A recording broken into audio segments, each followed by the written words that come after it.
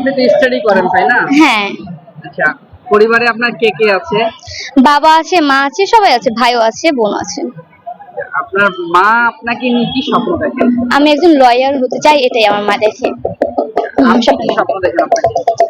আমি তো ভাবছিলাম ডাক্তার হবো, বাট আমার ডাক্তার হওয়ার মতন ওরকম নেই, সামর্থ্য নেই, যে যেটা আছে ওটার মধ্যেই লয়ার হওয়ার চেষ্টা। আর সব থেকে বড় কথা হচ্ছে আমার মা একবার মুখ দিয়ে বলেছিল যে আমি লয়ার যাতে হই, এই জন্যই আমি সায়েন্স থেকে আর্টস এর ডিপার্টমেন্টে চলে আসছি। ইন্টার থেকে এখন ভার্সিটিতে মানে লয়ার ডিপার্টমেন্টে চলে আসছি। আপনি আপনার পরিবার এবং মাকে নিয়ে কি স্বপ্ন দেখেন?